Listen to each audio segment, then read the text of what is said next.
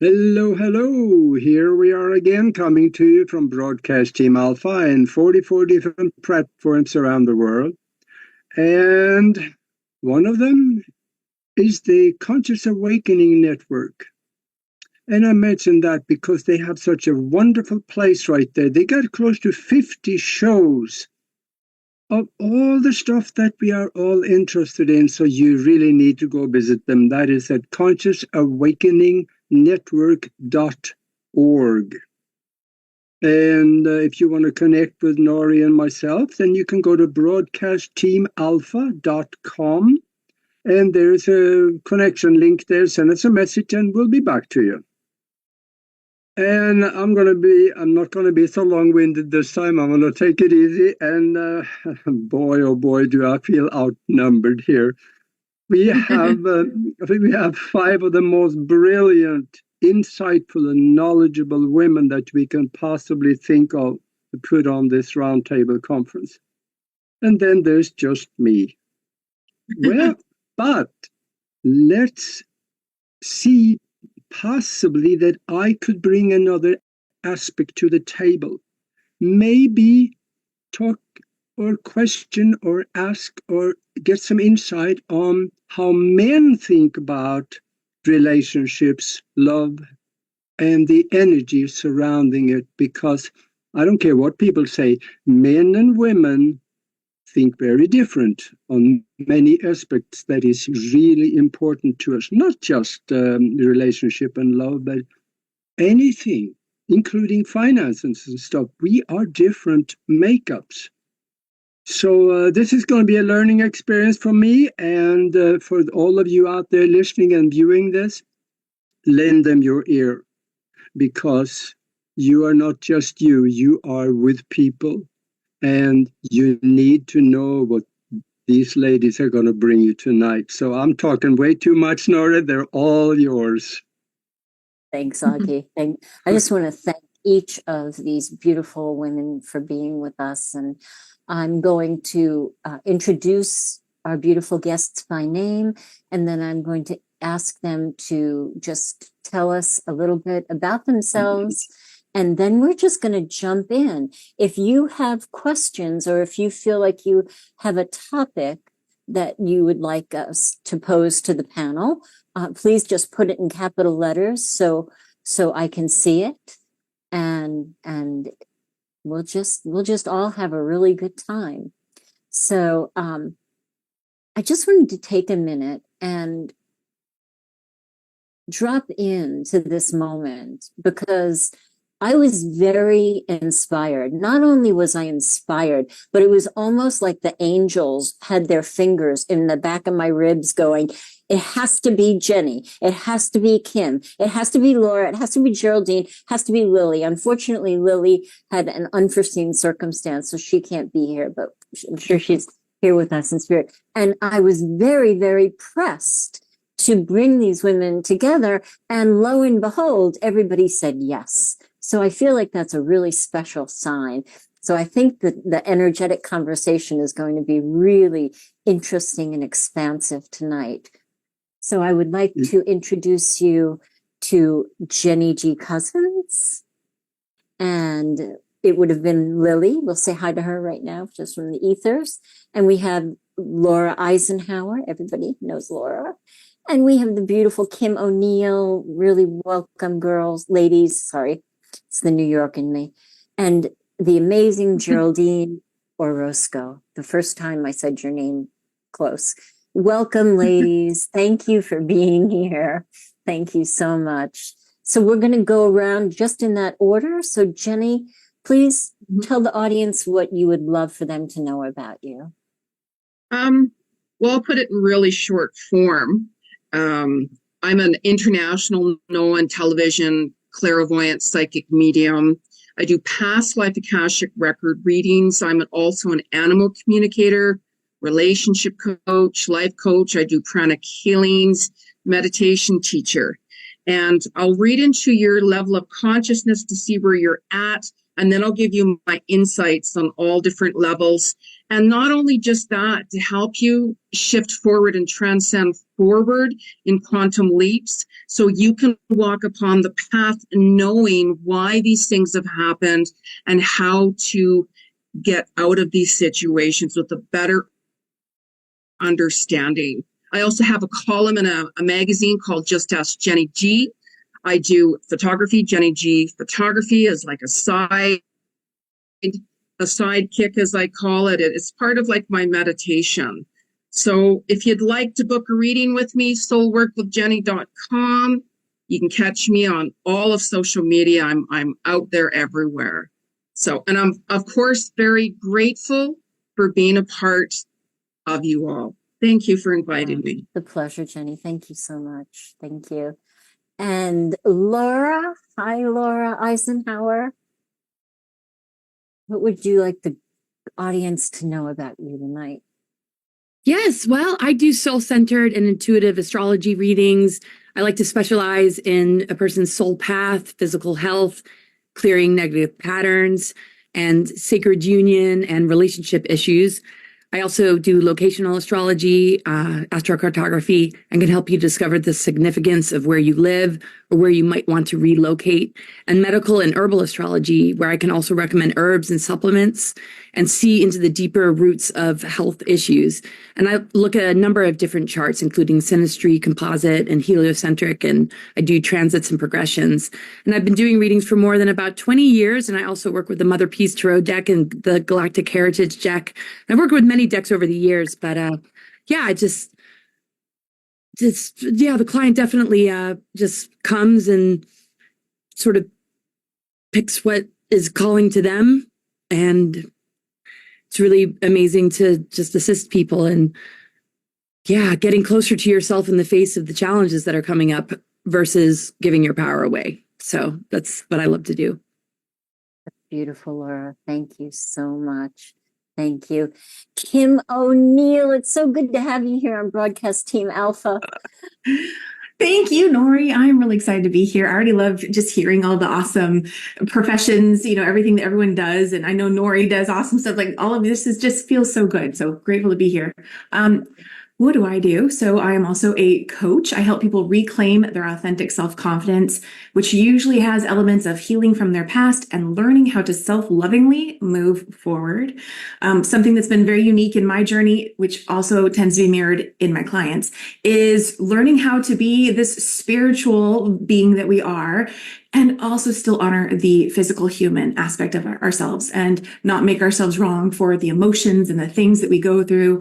All of that kind of stuff, right? Because it really can start to create some, wait a second, this, I must be doing something wrong or whatever. We could get into all of those kinds of limiting beliefs, but absolutely love coaching one-on-one. And I also help people get into that mode through custom meditation sessions for those who they know they're ready for change. They want some help, but they're just not sure if coaching's right. And so they just want to ease into it. And so meditations are a wonderful way to do that. And then I also show host too, and I have a great time doing that. And so, yeah, grateful to be here. Thank you. Oh, thank you, Kim. Thank you so much. And last, but definitely not least, and Geraldine, I have a confession. I have been totally binge watching all of your videos. I am like your biggest fan right now. I am so blown away by the depth and the expansiveness of your work. I mean, every day I learn something new. So I just had to tell the truth there, but please. Wow, Nori, thank you so much. What an honor to hear that. And what a pleasure to hear that the videos are hosting and holding space for those and teaching something. I'm very grateful for being here as a part of this incredible panel. I am an epigenetic psychotherapist and a clinical hypnotherapist, and I love sort of the working one-on-one with my clients, exploring the subconscious minds, understanding the connection between our interdimensional ancestral links between our genetic makeup in the moment, and learning about subconscious programming and how they play a role in the essence of a soul that is incarnated in the physical body. So my Yeah, my passion and my love is to dive into the subconscious minds of my clients, working one-on-one to help them access their soul, to embody that soul incarnation, and to be able to come into a 0 point as much as possible, to come into a creation state, a powerful creation state. So that's what I do. I have a YouTube channel, Geraldine Orozco, which you are very welcome to check out. And of course, I do sessions. So thank you again for having me here. It's a pleasure. Absolutely. So welcome. And we all know Augie. We all know Augie. So I would like to kind of jump into the deep end to begin with. So much is upside down on so many levels. And relationships across the board, whether you've been on the planet a lot of years like I have, and relationships were really very different than they are now. But even the way that relationships were maybe last year are very different because everything is so accelerated and the energies are just hitting people and kind of turning worlds upside down. And and I just want to do a disclaimer that when we talk about masculine and feminine, we are always inclusive, and we completely include LGBTQ because we know that whether it's two women or two men, one partner usually carries a more male or masculine essence and one may carry a more feminine essence. So we just want everybody to know that you are totally included. So with the upside downness that's going on, and I see that there's a big problem, because I'm looking at people like Andrew Tate, who is claiming that, women need to be taken care of. And if women are taken care of, then they don't have to be masculine and they can be in their femininity. And, there's a part of that, I think, that may appeal to the ancestral part of women, because like to know that you're going to have bear meat in the cave that night is like great to know, right? So how do you see relationships in that realm right now? Who wants to jump in? If we look at the obvious, right? Our planet has really awoken, and so much truth has come out. So if you look back to the beginning, realistically, when COVID started, everybody started getting divided up, of course, by the events and from the government and so on. However, because a lot of the truth is coming out and there's going to be a lot more coming out, I really feel it's brought more of humanity together, and it's awoken our planet with more unconditional love. It's more of the people have awoken up, right? And the power, so-called leaders, as I've always called it, you're going to start to see even more of their essence coming out, which is reality of who they are.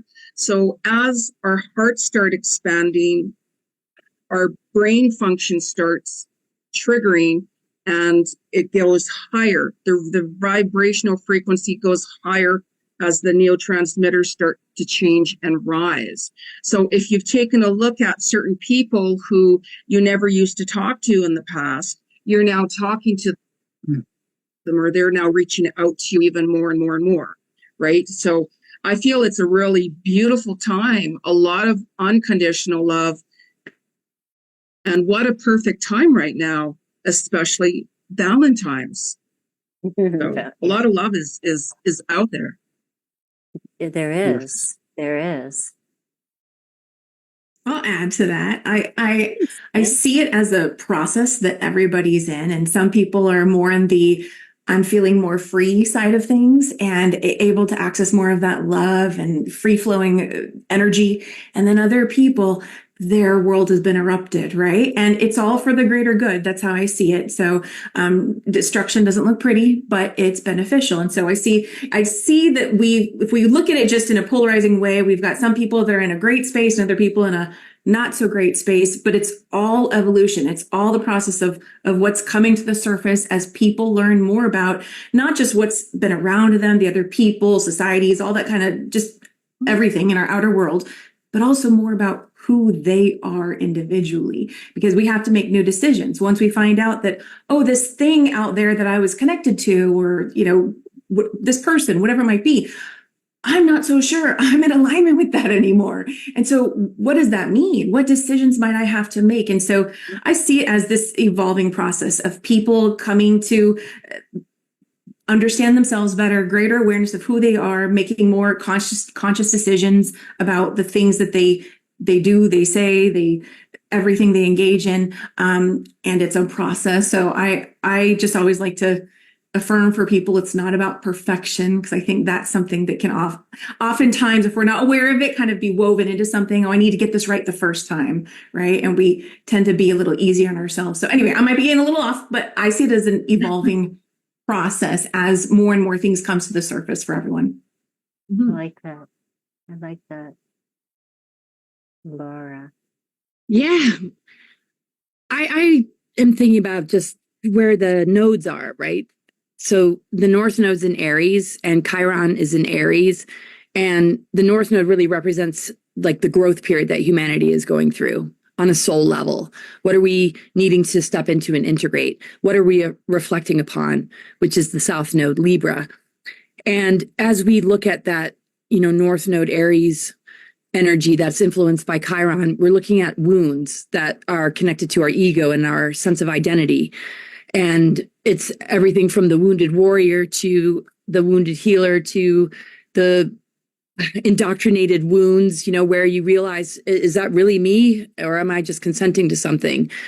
And as you're awakening, feeling the wounds of society, like, where something is trying to encourage you to adopt an identity that might not be really true to who you are, and facing that. So every single individual is processing, those sort of wounds. And we have a choice when we face those challenges. And everything in the greater cosmic intelligence and what the planetary alignments are showing is that it's really moving us into just being the spirit warrior, just moving into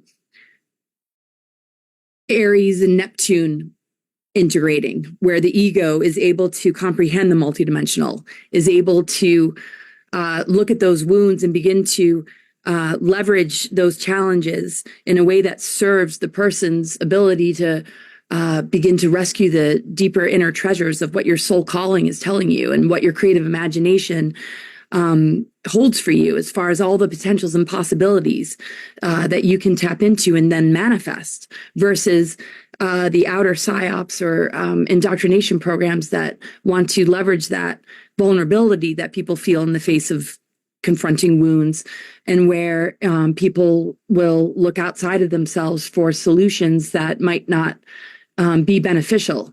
So that ends up being like a catalyst, right? So you got Uranus and Taurus, which is absolutely like shaking up everything connected to our self-worth. We're redefining our self-worth on our own terms, so that when we, feel into what it means to be confident or strong in our ego identity and that warrior spirit, it's our authenticity and truth. And instead of what we might have been taught in the reward punishment system of, this is what you need to do to be successful, and this is how you should behave, and blah, blah, blah. And all the different tactics of divide and conquer that come from, a lot of the different tactics of creating trigger events to upset that process of healing, to then, push people into a victim consciousness where they're defending their captors and defending their wounds and needing everybody to sort of placate them. And it's not like real healing. So it's like, when are we going to sort of see where that is not really helping us? Just like we have to look at that in relationships. the red flags are like blazing bonfires now. It's like to the point where can we begin to just give ourselves enough permission to say, that's really just not healthy for me. And I know I deserve better. And you can begin to cut the cords and the dependency bond with this inverted system and begin to reestablish, a sense of sovereignty and strengthen yourself to, go through these growth periods and initiations and face those wounds and find, your divine wisdom and find the resourcefulness within your soul to bring in the solution and be that force of change in the world. And I just feel the cosmic intelligence of these planetary alignments and all the growth periods that is throwing us, give us everything we need to initiate into ascension and being the advanced human. But it's weaponized and inverted in order to, keep us feeding, something that wants to maintain control and enslave. And to me, just talking about relationships, it's like we're going through a massive breakup with an inverted system, a false parent and a false system that is not an authority we need to answer to. And we're learning to reconnect with like cosmic natural law and true source energy and our divine blueprint, and where all these challenges and adversities are helping us to rediscover ourselves instead of be further victimized and dependent on something that, it's separating us from our soul. So lots of breakthroughs, and it's going to be a powerful year. Wow. Yes, it is. Geraldine, Yes. we're dipping our toe in the soul pool, which sounds like calling your name. Yeah, so wonderful. So what brings to mind is that, talking about what Laura brought up about how we are healing this wound. I mean, so it's just looking at, the soul that came into the incarnation, into the physical body. What are we here to experience? We're kind of experiencing separation. That's kind of the name of this game of the incarnation into 3D, where we are learning how to navigate the physical, non-physical, these dualities. And within that, we must learn how to embody the polarities, how to manage these polarities. We are bioelectrical organisms, and that means that in this construct, we need to learn how to balance those polarities bioelectrically within ourselves, which are the feminine and masculine energies that we have within us. Those play psychologically, biologically, interconnecting, creating frequencies that bring us into resonance with other beings, people, places, and experiences that will charge those experiences into coming. And what we're healing is generations and generations of ancestral programs of inversions, as Laura was just indicating, the inversions of all that is natural. It is the control, manipulation, the separation, and how we express that separation. So one of the things that we're learning here as we're becoming this new human is what is relationship dynamics look like? How our exchange is done in a way that is nourishing, in where we balance our polarities internally. And from there emerges this natural expression for what? For creation. Because we are inherently these creative organisms. And so we need to understand the mechanics of how things come into creation and the responsibility, and also take accountability for what happens when you put you input into the system a thought, an emotion, an intention. This is very important. And it's something that as this frequency collectively is raising, these manifestations are speeding up in their ability to manifest into the physical. So all of our subconscious fears, all of the deepest, darkest shadows of humanity, and especially having to do with our sexual energy, is coming up to the surface now, because we are going through a healing. Remember that this is Mother Earth. We are in the divine feminine. We are experiencing for the purpose of creation. We're existing in this universe of creation, which is the feminine. So we are learning what creation is like, and it's in that sexual energy, the integration internally, that divine alchemical marriage within, that we can create and manifest. And so when the human comes into their full integration, that polarity within them now creates a magnet for a match. And so there's some laws and some rules that we have to kind of learn, how we are manifesting, how we are attracting our partners and the kinds of experiences and lessons, the cycles of karma that we have to heal and discard the programming so that we can understand who we really are and what our true intention is in creation. And I think this is incredibly important in relationships, because now relationships are not just about the ego and the pleasure body, or the one that is hiding or in suffering pain and in the pursuit of truly, it's the reconnection with the source. That's the pursuit of love. The more humanity is actually pursuing love, is actually in pursuit of source and their reconnection to that, reunifying with their source. So a lot of us live our lives seeking outside for love, for pleasure, for sex, for, addictions of every kind to satiate that thirst for that reconnection of source. So I think when it comes to relationships, we have to reconnect with that source first, satiate that internal need for love. And from here emerges now a whole partner that can actually be a participant for creation with another organism, another being. So this is what I would say. I love that. So kind of what I'm getting from this also is you bring yourself whole to the relationship, and then hopefully you attract somebody equally as whole in the relationship, right? Just like David Deida said that the relationship isn't 1 + 1 = 2, it's 1 + 1 = 3, right? And that the two people have to take care of the third, have to take care of the relationship. But right now, what happens to all the people who are mismatched, right? They're along their journey. Maybe somebody's more accelerated than their partner. So, crisis is coming up in the relationships. How do we navigate through that? How do people come around? I mean, I see these videos where they have men doing this inner work, right? And somebody's helping them get their trauma out. And it's beautiful that I love that men are doing that. But I don't think the majority, I'll say, of America is doing that.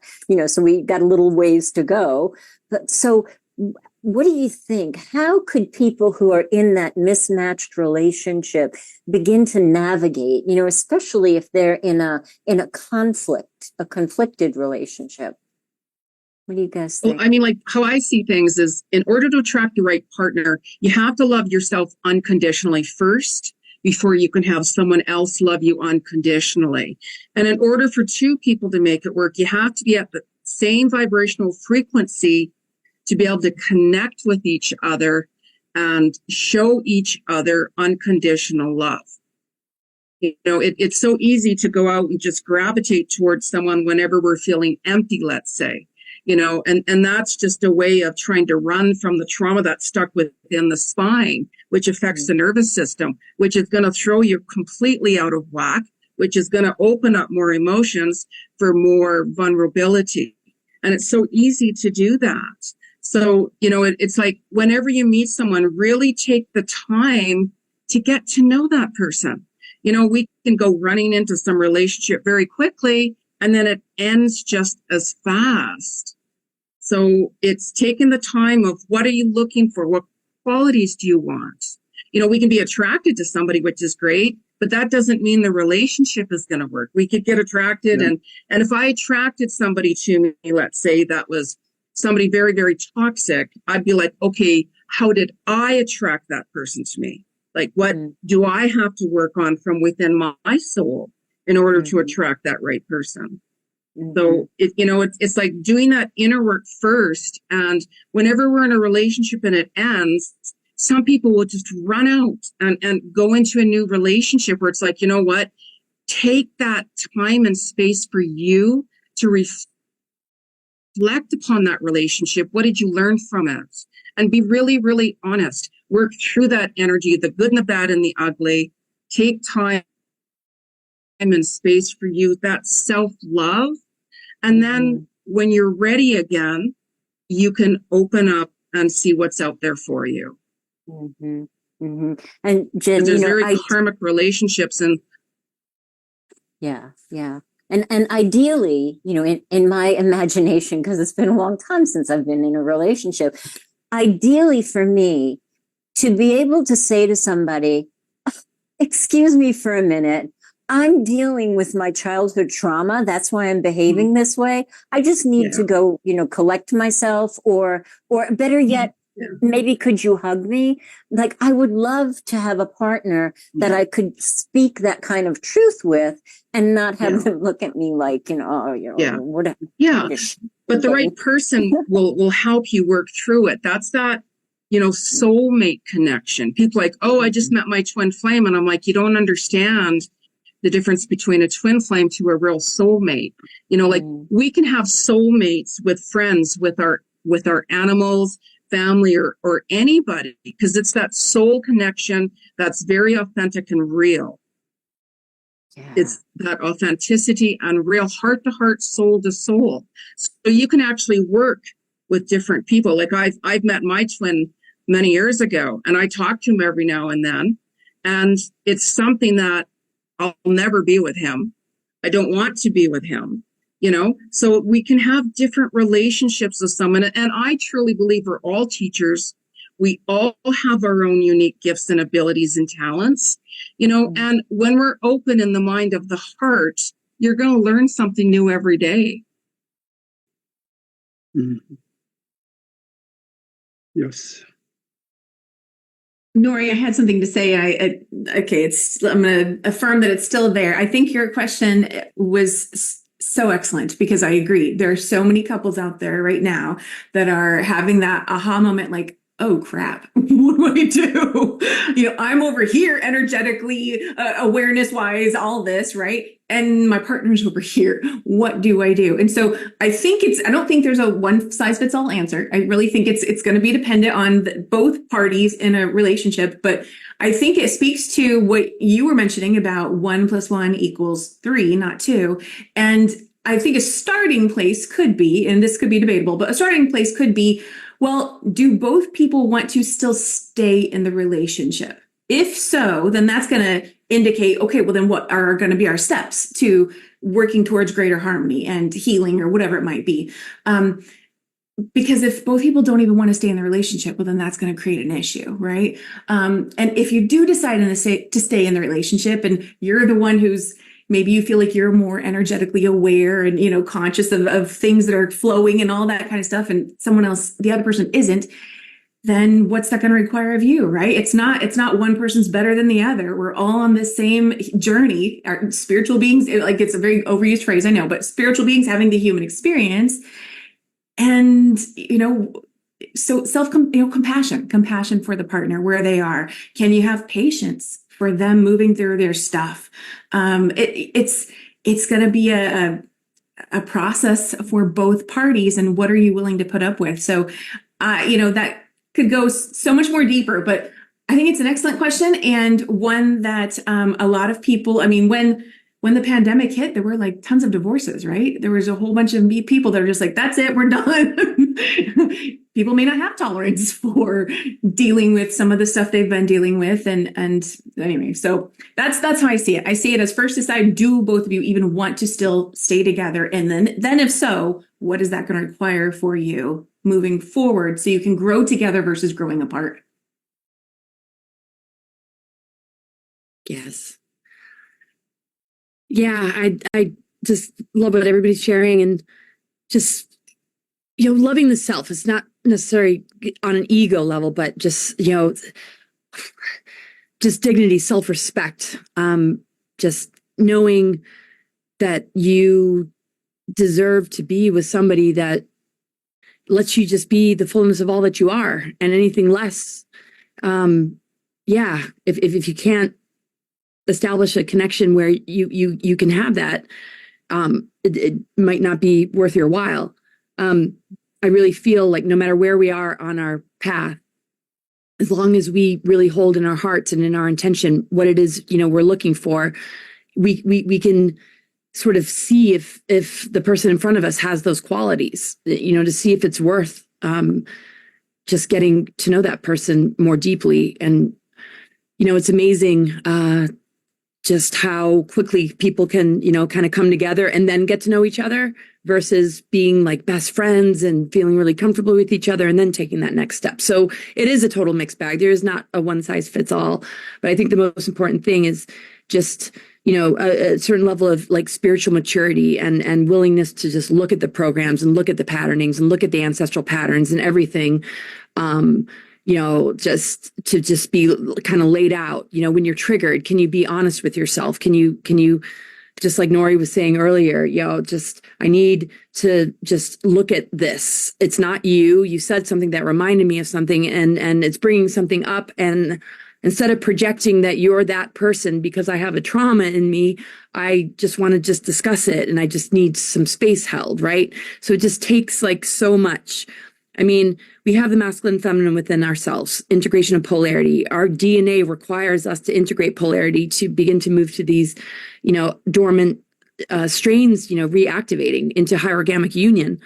And along the way, we confront all the gatekeepers and all the different programs that have created this imbalance throughout our human history and what we've inherited and what we've been modeled and what has been like thrown upon us. And so, you just want somebody who's willing to be on that adventure with you, have like humor about it and just like hold space to just like tackle it as, things come up because, if we're in our physical vessel and we might be, just running, feminine energy, we have the masculine energy too. So, we want to assist each other in being able to tap into maybe a part of ourselves that isn't so dominant. So, maybe we inspire, the masculine to get in touch with his inner feminine, and he can encourage us to get in touch with our inner warrior of like being able to stand our ground and not be victimized and not be stomped all over or not be used and abused. It's that willingness, finding those people that are like, I'm ready to be on that path and to move into that depth of soul beyond, all this matrix stuff. And, to check yourself and correct yourself, because narcissists and abusers, aren't going to want to do that, so a lot of people that are surviving or not surviving, but overcoming the wounds from those kind of abusive or tragic relationships, you want, somebody who's like super sensitive that when you need to like back off and just have a conversation or just ask questions and like create a feeling of safety between, each other so that you really feel a sacred space is being held so that, you can just be vulnerable and share intimately on a soul level. You'll just really feel into the magic of like what love is really about and what our sexual energy is really about and how that is such a spiritual experience and really connects us to God. And it's been so distorted and perverted and we're just like in massive recovery. So you want somebody who is just like willing to, do that work instead of be triggered and act out without having the ability to step back and check the self and just be like, wow, okay, we're all going to get triggered. Is that person going to become abusive and just act out and be blame, shame, victim game? Or you going to just be able to just really sit with yourselves and just, look at like, what is the root of that and where did that come from? And talk about, your history and what you've been through and just, create greater understanding because you'll get closer to each other. You'll bond more deeply. You'll set each other free because you're not here to be in a codependency bond. You're here to be sovereign. You're here to find your authenticity and have that hierogamic union within yourself established to be whole, that you can walk with somebody that does that as well and still have this merging on a soul level, where you're bonded, but you're still sovereign. You're still solid. You still love each other for who you are. And if, it doesn't work out, you love each other enough to let each other go because you don't want to possess or control, and you're over all of that. You love the person enough to set them free. And if they're really meant to be, they'll return, it's just like a lot of like, maturity and a lot of yeah. And if you find that person, can't do that, is that going to crush your self-esteem? Is that going to destroy you? It's just, don't give that person that power, just give yourself permission to be all that you're here to be and is that person worthy of you? You know, can they appreciate that? Because what somebody might judge and criticize about you, somebody else could fall in love with. You know, why waste your time, right?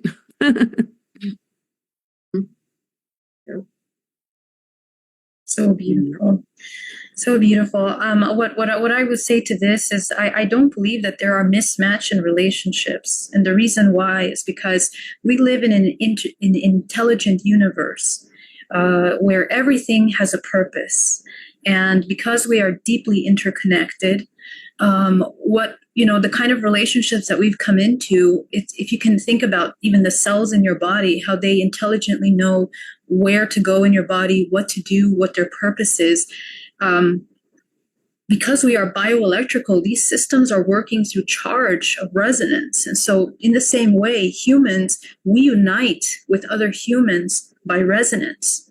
And our core frequency within the subconscious mind, all of the subconscious programs that we're running are what create that resonance.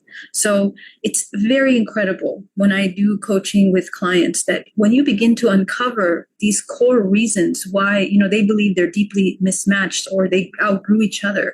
But in reality, the reason why they were brought together in the first place was to learn certain things. And both of these individuals create this kind of polarity that trigger the imbalanced polarity in each individual, whether it's the feminine or the masculine energy. Remember, we both have both feminine and masculine, but when we balance those two within us, our natural essence, charge of creation emerges.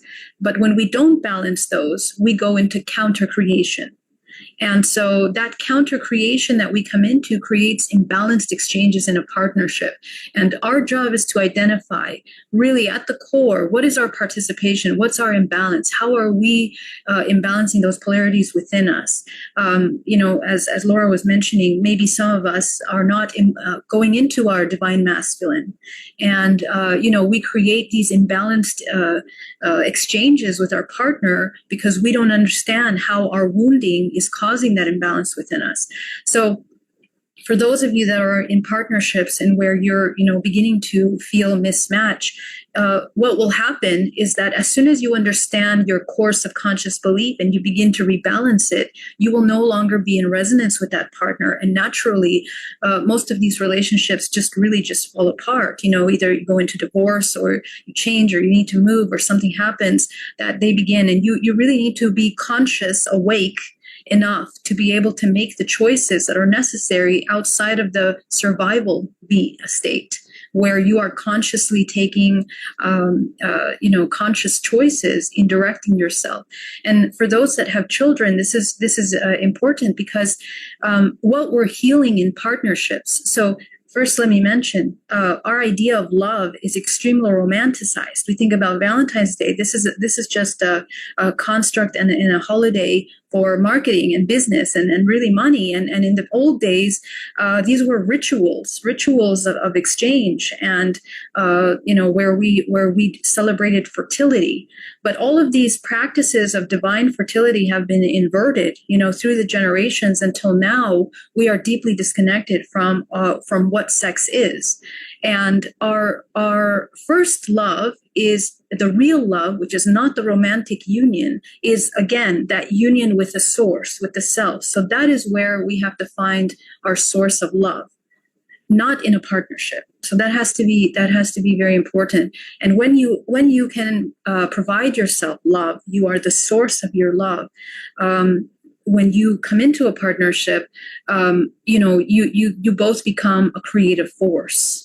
And so to be able to find that kind of connection through resonance requires some deep internal work. And the shadow work that we're clearing up are generations of sexual trauma, generations of the imbalanced power roles between genders, between the creation, and we are correcting by aligning more with natural cycles of life and death of nature. We are coming back to nature, coming back to that connectedness to the Mother Earth of those regeneration cycles, and this is what we're healing. So in resonance, when it comes to resonance and finding your right partner, we want to identify what is our subconscious programming, and we are completely 100% in charge of changing our frequency so that we can come in to attract, if we want to attract a partner. And the final thing I will say, that relationships are always for ascension. They are always meant to trigger, when you decide to come into a union, you're going to trigger the deepest shadows of yourself for the purpose of ascension, because from here emerges the highest octave of creation of a human expression. Love that. Wow. Boy, that got deep. I have a thought, though. And one. I heard earlier they were mentioning something about bad relationships, and I think that men and women might think alike on this particular issue, because you may want to leave a bad relationship, but unless and before you understand and heal what's in yourself that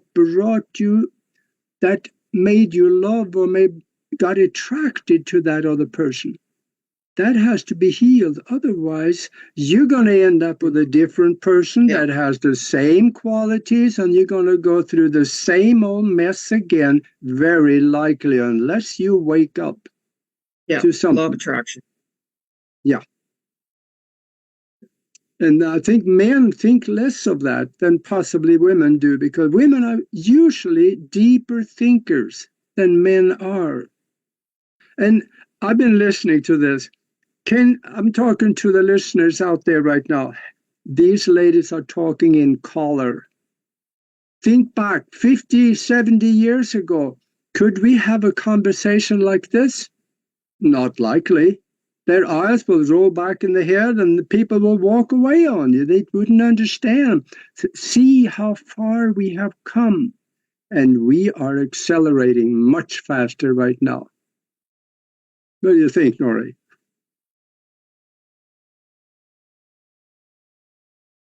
Oh, you're muted. You're muted, Nori. Yeah. Now? There you are. Yeah. No, my mic died. Can I tell a quick funny story just to highlight Augie's point? I was adopted, and my parents had this brilliant idea that they thought that I would go my whole lifetime and not figure out that I was adopted. So it hit the fan when I was 12 years old, probably at the, worst possible, hormonal growth spurt time. And my mother's best friend, so they're best friends, right? Two little New York ladies, right? Best friends. They both couldn't have children. They both adopted children. And when I finally got to talk to Aunt Mabel, right, my mother's best friend, when I was, I don't know, maybe I was 30, I was like, come on, Aunt Mabel, what were they thinking? How could they think they wasn't going to find out? And, a bunch of other stuff. And she said, Noah, it's not like it is now. It's not like the way it is now with Oprah talking about everything on the TV. The husbands went out and set everything up, and your mother and I sat at home. And I was like, wow. I didn't realize, because I saw my mother, my mother was working in a hospital and she was really avant-garde. So I saw her as so, powerful in her own right. And then to realize that she was in that position just blew me away. So you're right, Augie. We couldn't have had this conversation 50 years ago. Yeah, that's what I've been thinking. Right. And I mean, that's even like, one of my points of how, the world is really awakened. So if you look back on like even certain people that say that you knew, and then you see where they are today, there's a really big difference. I've heard from different people that I've been really shocked about, how much they've really awoken to things.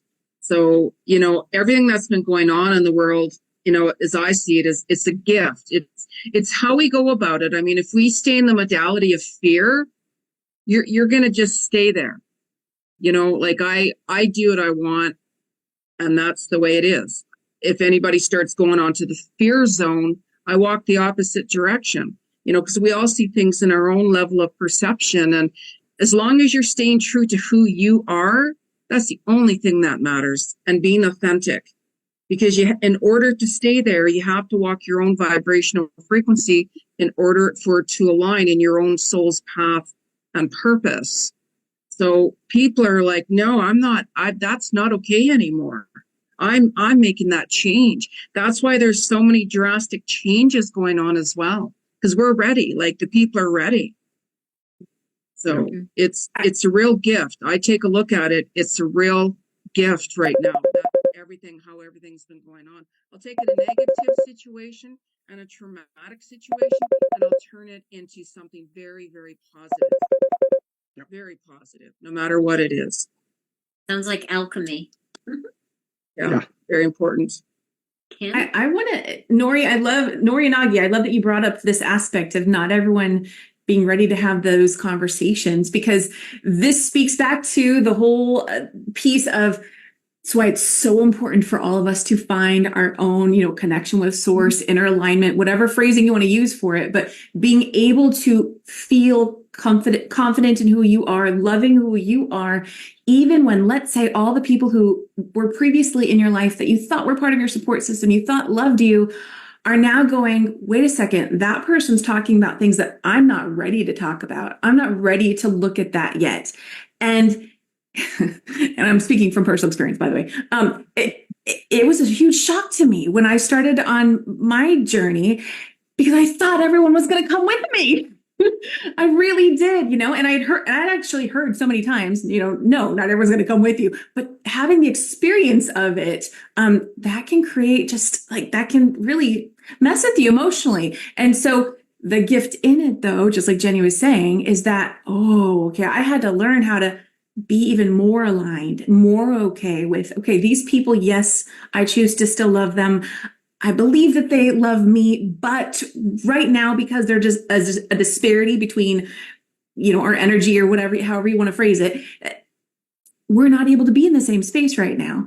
And so what does this mean for moving forward? What does it mean for me? How do I now, you start to reframe your relationship and see things differently. And anyway, so beyond just romantic relationships, it speaks to all the other relationships in our lives too. As everyone's shifting and evolving, not everyone's going to go at that same pace. And the more we have that in our alignment with ourselves first, you're going to be able to navigate those choppy waters a lot more fluidly than if you didn't have that. So, yeah. Yeah. I was just thinking too about just the wounds a person might carry when they're not maybe really ready to take on a relationship.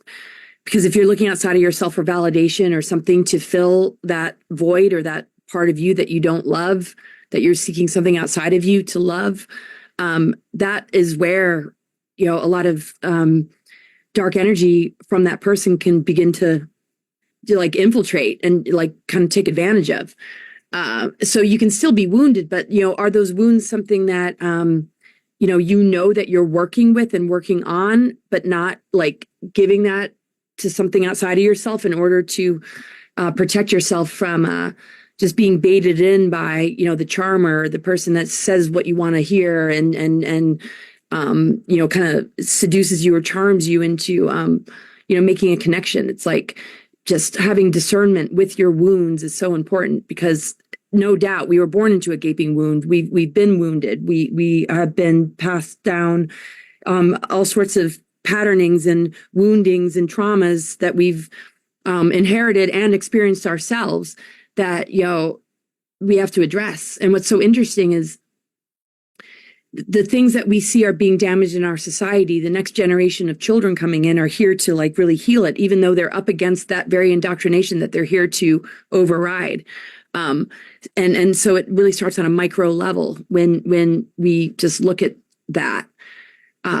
We want to give more self-respect and self-love to those parts of ourselves that are wounded, so that love is, something inspiring and something that is a mutual exchange of, energy that is transformative. And it's like we feel that repair work being done, how that extends to the planetary grid network and the, divine template and true blueprint that we hold within ourselves. Instead of something that we often do, like with pandemic, is we get thrown into fear and then we look outside of ourselves for the solution. If we can stand really strong with these wounds in a really beautiful way, and looking for the qualities in a person, that is willing to do that work on themselves as well, instead of just having your ego placated or appeased. You'll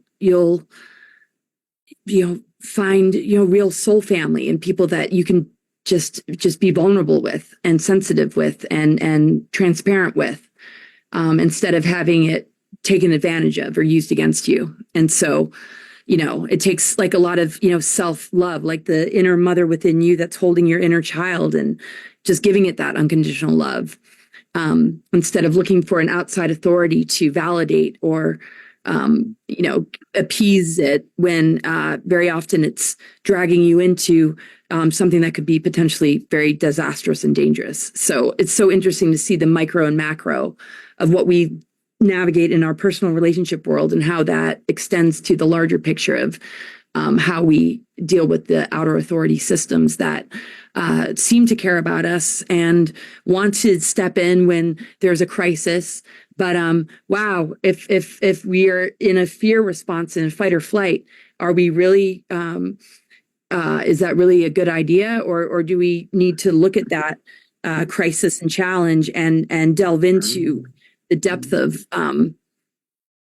the parts of ourselves that have been sleeping that we want to reawaken with somebody that can do that with us? Hope that made sense. That was beautiful. That was beautiful. Yes. Unbelievable. Another deep one. Ooh, I'm loving this. So I have a question now that I brought up ancestry. And, the minute I walked out of my front door at 18 years old, I immediately went into therapy because, just the adoption thing, you could imagine what that was. But I got the message that love was supposed to hurt. And somehow I have this God-given gift. Maybe it was because I didn't have their DNA. I don't know. That I knew that I needed to change all of those messages that I learned before I went forward in my life. Now, did I have some trial and error? Did I have some bad relationships that helped me grow? Yeah, I did. But I would love to ask you, Geraldine, the impact of ancestry on us and on our relationships. Yeah, so the impact is really huge because it's in our blueprint, it's in our DNA. We essentially hold ancestral programs that are passed down, specifically trauma, which are expressed through us subconsciously, and they make up the majority of our subconscious programming. And so from the womb, your experience and your time in the womb and the way that your mother held you, the thoughts and the emotions that she was feeling when you were in the womb, they all play a role in creating your filter of perception when you are birthed, when you come out of that womb into this life. It creates a filter of perception. And that's really huge. Because if, for example, in that womb, mother was feeling afraid of bringing you into the world because maybe father was not able to hold space, and therefore, she felt that it would not be a good time. And, let's say even thought about abortion at some point, that child felt all of that. And it becomes a program from themselves about how they see themselves, of their own self-worth. And of course, you can imagine how profound that very deep layer of programming plays a role in the creation of our personality, because our personality is essentially a construct that we create for survival. And so from the womb until the age of 7, we are first taking those programs from mother and father. And mother and father, very important to begin to observe as you take a look at your own trauma, who played those roles? Was it mother or father that made you feel certain ways? And take a look at, as you get into the layers of those emotions, because what happens is that both of those are creating your perception of how you should hold feminine and masculine energy within yourself. And so when you, let's say we have a missing father, or an overpowering mother or something like this, that's how we see ourselves. And that's also the kind of role that we're going to play in our relationships, our intimate partnerships. So, it plays a tremendous role. And again, you brought up the concept of the repetition, the cycles. We end up dating dad, over and over again, or we end up dating mother over and over again. And it isn't until you wake up consciousness to what are truly your subconscious intentions. And this is why it's important for you to understand, first of all, that, your pursuit of love, again, comes from the internal self. You are the provider of your acceptance, your security, your approval. All of that has to come from the self first. Okay, so when you have that down, now you can begin to see if you want to share this whole universe with another whole universe that has also, hopefully, in the pursuit of that same understanding. Because otherwise, we end up repeating these patterns. And the worst part, or the truth about it is that we inherit this into the next generation, and our children suffer. We are propagating this suffering generationally, unconsciously. And the fact is that our little children, just remember yourself when you were a child, you were able to, you read right through your mother, you read right through your father. Even if they had a smile on the face, you knew what they were subconsciously feeling. So we have to now wake up consciousness and have compassion for our presence and the role that we're playing in the programs that we're inheriting, the environment that we create in our home. How do we express love to ourselves? Are we a demonstration? Are we demonstrating a person that loves themselves, to our children and, to our loved ones? So being a beacon and an example of that self-sustaining organism of sovereignty and unconditional self-love, in an observer state of non-judgment, okay, where we begin to hold those polarities in a powerful way. And what happens is that both the man and the woman in a partnership begin to hold space. The role of the man is to come into their deep consciousness, their deep presence, that grounded presence. The role of the feminine is to be deeply connected to her intuition and to deeply trust that intuition as she becomes, the divine connection to the spiritual world.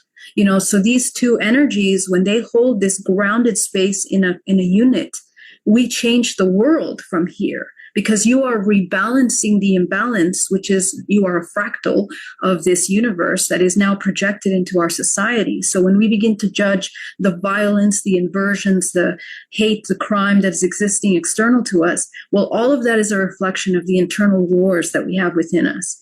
So if we want to change the world, we have to heal that inside of ourselves in order to be an example, embodied energetic bioelectrical charge of actual real love, which is not romantic. It is a communion with nature. And that's kind of what we want to come into. Love that. I love that. And, I'm hearing over and over again, spiritual maturity, right? And that should be a prerequisite, right? Prior to really getting into a relationship, to, having a child. Excuse me? I'm so sorry. Having a child, especially, hopefully there would be some training for us parents, to become a parent. I would really love for there to be a school for that. That would be amazing. And honestly, as a nurse, I can't tell you how many times in the critical care unit we would say, we can't really do anything. They just need new parents when we would get children in. I mean, we said that many, many times. So Geraldine is spot on. So I'm hearing spiritual maturity and I'm hearing compassion. And And, when you work on yourself and then you enter that relationship, and honestly, this crazy soul contract that I have with my 86-year-old godmother has taught me so much about relationships. And, now I look at her with curiosity every day because she's different every day. And I don't get mad at her, because she's cranky or, whatever, happens to old people that day. And I thought, wouldn't it be nice to have a partner that you were curious about every day?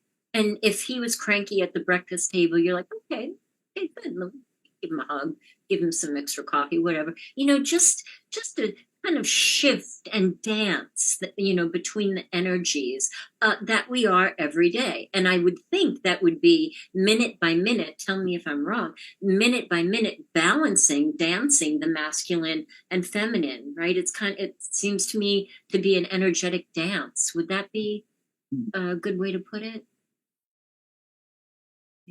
Yeah, I think so. I was just thinking that before you said that, it's just the energy of just dancing, integration of polarity, and just there's power struggles, right? And just the conflict and battle. But then there's just being able to, dance with, one another and just flow with one another. And it's like the patriarchal programming is so much to recover from, and it's impacted both genders.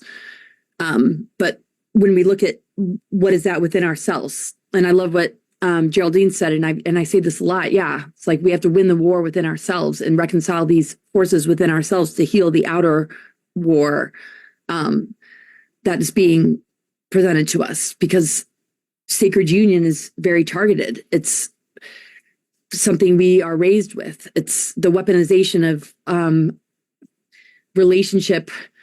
It's like incredible. The divorce rate, and all these different societal programs that are just like thrown at us that we have to confront,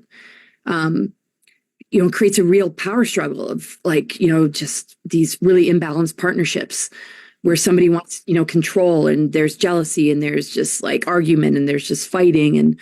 But where can things be harmonized? Because sometimes, there's not one that dominates over the other. It's just, it's knowing and being fluid with when it's your turn to have a voice and be heard. It's like the masculine could be the guardian and protector, and the feminine is more receptive and nurturing, but that exists within each of our bodies. And at certain times, we are going to pull that part of ourself out that is needed to confront a certain situation. And when you're really with somebody that you can work with, you'll stand up to the occasion. You'll feel, protected when you need to be vulnerable, and you'll stand up and be the warrior and take charge. And when you need to just listen and be quiet. It's just, you're fluid and you're dancing. It's just, you're feeling the energies of the cosmos and nature like move through you, instead of the programmings and just everything that has been conditioned into us. And that's what we're just like deprogramming and releasing and resolving and removing, so that we just feel just the naturalness of it all, because it's just deep within our soul. It's not something we need to learn. It's something that already is. We need to unlearn what's been conditioned into us. And that's where I just feel like it just comes so natural. And it's just like, wow, there isn't a power struggle. This is actually harmonizing. It's like actually, it flows just perfectly. Like raising kids, just like you see the man take on the, feminine role, and the woman wants to take on a more masculine role. And then you kind of switch, but you don't even have to contemplate. It's just natural, because you're not answering to the program. You're not trying to uphold a status quo. You're just feeling the fluidity of, the soul connection, and knowing how to respond in a certain, when a crisis strikes, or when something comes up, you just know what to do, because you're in your intuition, you're in your heart center. And that will just begin to just repair and rehabilitate all that needs to be rehabilitated. I think it's the core micro stuff that we're doing on the inner levels in relationship that ripples out and is what is healing the world right now. I think relationship, getting down to that, is everything. Once we get that figured out, and our micro world is, established where, we feel whole and centered and we're just really solid in those partnerships. We're leading by example, and that's the new paradigm. Instead of gurus and leaders and religions and, just all of this stuff and everything that's been blasted at us, it's getting down to like the core, like level of all this inner work we're doing. Yep. Now, see, Nori made it back, but I want to take 35 seconds and talk to the men out there for just a second. And listen really close, because if you're 19 years old, 22, all this deep stuff that we have been talking about, that really becomes more important to you later. Mm-hmm. You should look at it now, because later comes very fast if you are in a relationships. And men, usually, we are more technical about things, especially young guys. We look at curves, we look at a nice smile, we look at nice eyes, good hair. We look at the person on the outside first before we start talking and getting to know them. But a lot of men, that's all they look for. I said, yes, I know, because I've talked to them. That's all they really care about to go into a relationship. But if that is all there is, there's only one thing to say, and that is good luck with that. Because chances are that is going to go in the ditch for you, because you got to look ahead 10, 20, 30, 40 years. You got to be able to have fun with a person, deep conversations, and be able to make them feel safe. That is extremely important. If you don't feel safe in a relationship, you are pulling out the cornerstone and the house is starting to fall apart. So, guys, look behind the smile. There is more to that woman than what you see when you first see her. I don't know. I mean, it really takes time. Yeah, that's great. I think that's really good. And I mean, like, it really, really takes time getting to know someone and to build this foundation with that person, and I mean, even when you're ending a relationship as well, it's, let's say if somebody really hurt you, if it's a relationship that you're in or a friend or coworker or whoever it is, it's really, really important to forgive that person so you can move forward. However, it doesn't mean that you're saying it was okay with what you did to me or how you treated me. You want to be able to forgive that person from within, so you can walk forward and find your own peace, and also to reflect back onto those lessons that you have learned. I mean, any lessons I learned, I'm always grateful for it, because it helps me transcend forward. So when we keep things more simple, you're going to see things more simple rather than complicated. Beautiful. There's a question in the chat room. David Hubbard asks, how do you dive deeper into all the programming if your parents have passed? It starts with the self. It starts with the self. I know there can be that wondering of, well, what did they believe and how did this originate and blah, blah, blah. But it goes simply to you. You are enough. Start right here. Start right here with you. And then there's other modalities and things like that. I'm sure some of the people here, Akashic Records, all this stuff like can help people uncover that other ancestral stuff. And I'll throw another one in there that I've done a few times. I'm going to be doing it again myself, is family constellations. I think that's another excellent one to delve into ancestral patterns and like, why do I keep having this same, issue with different people in my life? And you can find out it's linked to something that happened in your family. And anyway, so start with you, but then there are lots of really awesome modalities that can help you uncover stuff. And you don't need any of those other people that were actually part of your lineage to be there for that.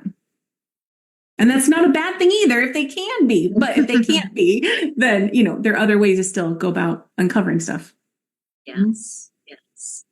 Yeah. Geraldine, do you take people subconsciously back to healing ancestral patterns?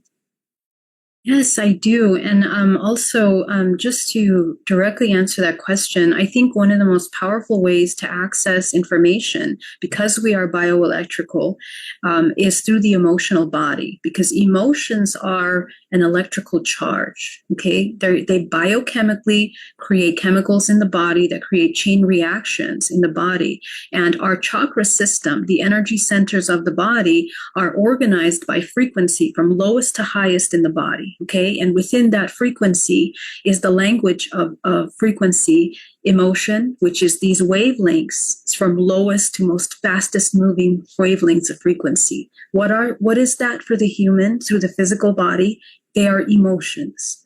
So how we translate our everyday experience is through those emotions, and how we have learned to respond to emotions, to process emotions in the body, if we have learned to process emotions properly through the body.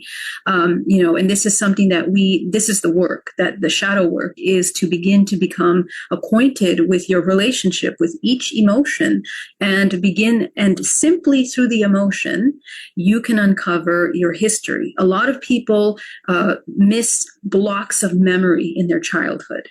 They can't remember. Why? Because sometimes the trauma was so strong that, the brain has to preserve itself away from that and suppresses those memories. But it doesn't mean they've disappeared.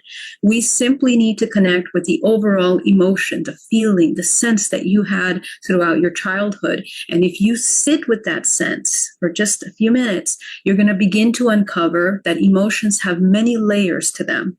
So let's say the emotion was anger. Okay, so sit with the anger. All of a sudden comes frustration, loneliness, anger. Okay, now you're getting somewhere. Embedded with those emotions are going to have many memories. And those memories are going to take you back. Those are gold. You want to take those memories and begin to uncover. And we are actually doing a project of exploration, excavation into your subconscious mind, not from a judgment. So we are not compartmentalizing as good and bad, but rather as a neutral observer to observe, gain an understanding. And remember, emotions are extremely temporary. They pass through the body pretty quickly if you come into an observer state. But as they process through the body, pay attention to what's happening. Do you hold that in your belly? Do you hold it in your chest? Because this is usually where people develop illnesses, or aches and pains in the body, or stagnation, or blocked chakras, because this emotion isn't flowing through the body. So we have to connect and begin to process, feel those emotions in its totality. Let the life of that emotion move through you, and you will gain a lot of insights. Those insights will bring you closer to truth, and they will shift your perception from a myopic view into something where you begin to see your perception, the perception of the players in your experience. It could be mother, father, brother, sister, neighbor, and put yourself in these other perceptions so that you can grow, you can broaden your perception, get acquainted with those emotions as well. And this is how you begin to grow energetically. You grow gray matter in the brain, which allows you to be a more conduit for life force, for source energy through the body.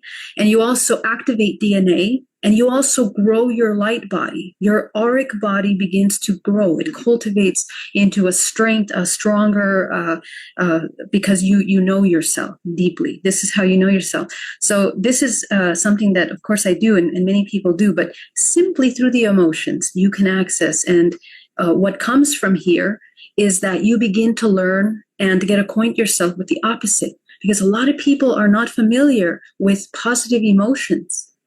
It's very surprising, but many of us have never truly experienced peace. Some of us really are not that acquainted with real love or unconditional love. We've never really felt that. You have to acquaint yourself with what that feels like. And that is the programming aspect. If you can embody that unconditional love in your body, feel it even towards yourself, now you begin to input a lot different information into the cellular level of your body. And this is profound healing can occur. If you do this to your little inner children of all these little memories, now you can begin to integrate fractals of yourself. And it's a very transformative way that will shift your perception out of that victimization into co-creation. Beautiful. That's beautiful. Yes. There's a question in the chat room. We can take a vote if we want to address it, because I'm just going to put it out there. Alchemist Alexander says, what does cultivating sexual energy and expressing sexual energy look like? And do we need a partner to have sex to express that sexuality? And what does it even mean to express it? A lot of questions there. I mean, sexuality comes from within. If you have a partner or not, it's how you feel about yourself, how you are aligned within yourself. You know, I mean, sexuality can be really any modality. You know, it's staying true to who you are and expressing yourself. You know, you can express yourself in a very tantric way with the right partner. You know, it's all about feeling safe and accepted unconditionally with that partner. You know, there's different ways to be sexual with someone. You know, it can, there's so many ways and modalities to be that. As long as you're being very, you know, you're comfortable within your own self and you're really connecting with your partner, you're going to find it's a really big difference between lust and making love or a quickie or sexual or whatever. And there's nothing wrong with that. As long as you're okay with it, and especially your partner knows what your intentions are. Because we can go and have one night stands, and you know there's a lot of, you know, let's say, you know, kids out there or different people that say, you know what, I love you just to get you into bed, right? So there's a lot of karmic energy with that goes way deep down with it. Yeah, So something simple can turn into something really, really big and go the opposite direction real fast. There's a big difference between having sex and making love, and people should really realize that. Mm-hmm. And I guess I'd like to throw a Crohn's spin on this, that you don't need a partner to express your sexual energy. And I think that it's truly optimal to learn how to harness your own sexual energy to connect with source, to find that best version of you, and then maybe think about expressing it in other ways. But it can be such a creative force, and it doesn't have to be something that you're expressing through, you know, sexual intercourse. It can be through art. It can be through dance. It could be through meditation. It could be through other experiences, off-planet experience. I mean, it's unlimited. It's unlimited. It is a really creative force, spiritual and creative, and to be harnessed. And it's, you know, sacred energy, and it just needs to be used wisely, for sure. and what people have been, you know, kind of taught, just, you know, just gotta just recognize, like, this is your creative power. You know, you don't want it to be infected with energies that just aren't, you know, good for you. You don't want to lose the intimacy of soul connection and love. It's just like we're really powerful beings, and it's a part of our energy force, and it's a really creative, you know, power, and they've leveraged that. They use that. They want that to battery up these artificial, you know, timelines, and just these dysfunctions that we see in our society, and what they're like pushing upon our children in the school systems is like really, you know, quite devastating. So, you know, it's, to me, it's like the sacred. It's just it's about bringing it back to just, you know, the sacredness of it all. Yeah, that's a good point. Yeah, I also want to mention, I mean, sex is, okay, so we are inherently creators. We are creating with our words, we're creating with our thoughts, we're creating with our intentions. Your most powerful, primordial life force, which is your sexual energy, is the most powerful life force that you have within you. And as Laura was just mentioning, that these parasitic systems feed off of the waste of your energy, of this primordial energy. Energy does not just disappear. Everything is transforming and it goes somewhere. So your intention behind the use of your sexual energy is incredibly important. Just like everything in your life has to be intentional, because you are a creator, there is that responsibility of being a human creation organism. And I just want you to think that in a sperm, in one ejaculation, there are 400,000 little sperms. Each one of those sperms is a life. It's a potential life. So every time that we release this seed, you are letting that go. And there are some techniques that have been practiced for many centuries by masters and people that cultivate the light force to begin to redirect that intention of energy into healing. And actually, sex can actually be utilized for healing the body, the organs of the body. And utilizing orgasm as a form of reconnection with source, because that is when the body dissolves and you become one with all through the physical body. So our ideas of sex as being a sin or taboo is a very profound psyops program that was inserted into humanity. And so we need to change that in understanding what is actually sex. That union is actually one of the most powerful, and you are creating lives in other dimensions as well through sex. Even if you have a one-night stand, that union is actually directed by a higher self-organizing system, reuniting genetic lines for creation. So if you begin to change your understanding of the value of yourself as a creative human, you begin to take more responsibility, and the kind of sex that you're having, the intention behind that as pure love, pure unconditional love, is actually a centripetal spin, and where you are creating an implosion of healing and co-creation. And that's kind of an invitation that is, part of this package of being a new human, is that you understand the power of love, pure love, not from the ego, not from the fearful parts of you.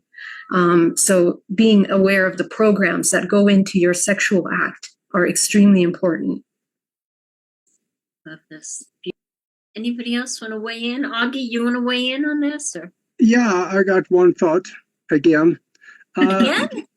And that is that for all of you out there watching and listening to this, if you are in a relationship where you are not happy, something is not right, I suggest very highly watch this show again, because there's a good likelihood you will find something in here that's going to say, boing, that's what I was missing.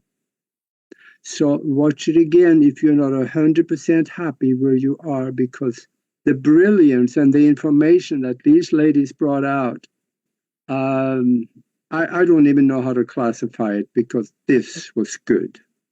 Off the charts. Yes. Thank you so much. Thank you so much. And if we could just go around one more time, and I'm going to borrow Augie's words. If you could say something to the planet and the whole planet was listening, Kim, what would you say? Oh, that's a great question. Love yourself more, go deeper.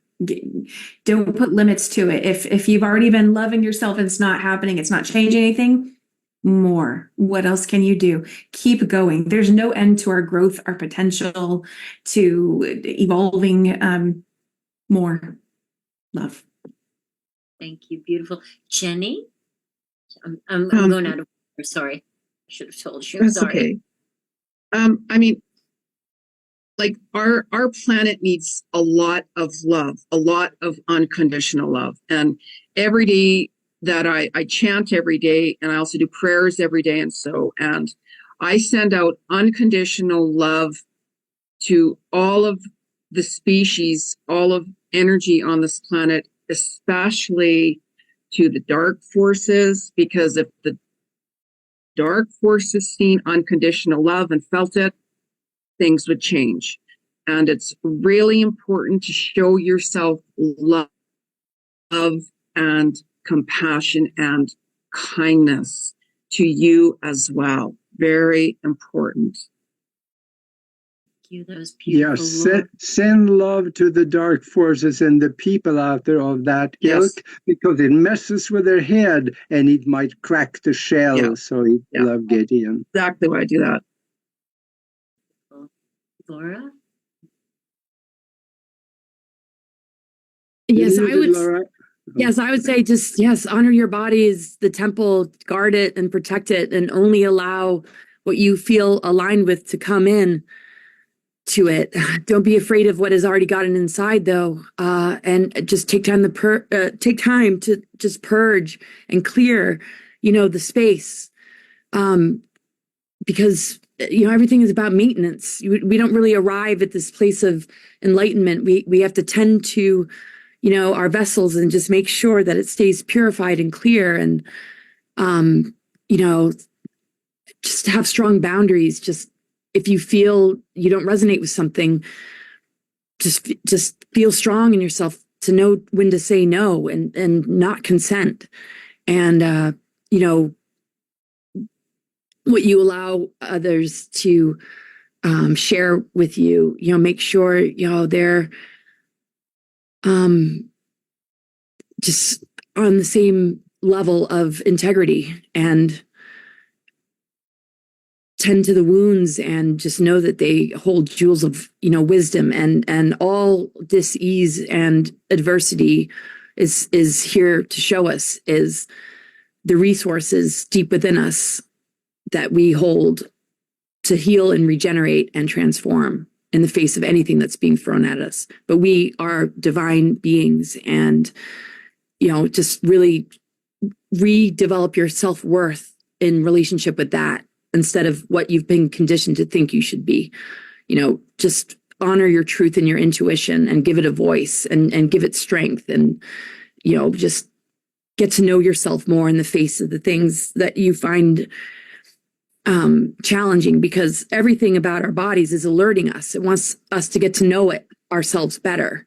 So when it's a discomfort or a pain, it's actually, a gift, because it's showing us something that, we need to get more in touch with and bring unconditional love into, so that we can unlock all these dormant aspects of ourselves and rediscover the fullness of all that we are. Thank you, Laura. That's beautiful. And again, last but not least, Geraldine, what would you say to the world? Yes, we are in an 8-year, and that represents the infinity cycle of karma. Okay, and so the karmic cycles. So one thing I want to mention is, take a look at the cause and effect. Okay, so we need to get really close with an understanding that most of us are existing in states of survival, and your personal ethics and integrity usually are based on the actions that enhance your survival of yourself and your families and your friends. But that being said, your integrity with yourself is actually the most important thing at this time. It determines everything that you do within your own private time. So it determines who you are today. It determines where you're going. It determines why you have failed in your lifetime. Take a look at your obsessions, the things that you do every day. They also determine where you are today. Take a look at an understanding that the things that you know in your mind as knowledge, that's not wisdom. Wisdom is the application of knowledge in your life. So take a look at how you are applying your ethics of survival. Are you willing to do whatever it takes to get what you want in your ego, to satiate your ego, to satisfy your pleasures, your desires, your yearning for love? Take a look at that, because most of the time that ends up in suffering for yourself and others. And also take a look at the places where you have failed in your life are also where you have lost focus, not in a conscious state of awareness with yourself. And the connection between your deepest angers and your deepest fears are very much in alignment with how you love and how you express sexuality as well. So take a look at your fears, do that shadow work, because that determines the focus of your life. And most of us that hide from our in shame from our deepest desires are actually slaves to those desires. We actually live out our entire life and we become an enemy to our own self and abuse ourselves. So understand that you're, living unconsciously, you encounter the things that you've already created, and you have to take responsibility for that, because the more unconscious you're existing, you're repeating cycles. You've already lived this life. You've already created. So wake up consciousness, come into creation and take responsibility for what you're creating, and embody love yourself, come into love. Thank you. It was a pleasure. Thank you so much. Whew. I feel elated. I am so grateful to each and every one of you for being here, for your beautiful energy, for your incredible contribution. I mean, every single word is just like breathing rarefied air tonight. Thank you. Augie, Thank you. Want to take us out? Thank you so much, everybody. Thank you. Yes, thank you very much for being with us. And this should be fun to do sometime again, because there is a lot more to talk about. So let's think about that. And in the meantime, thank you very much. And until the next show,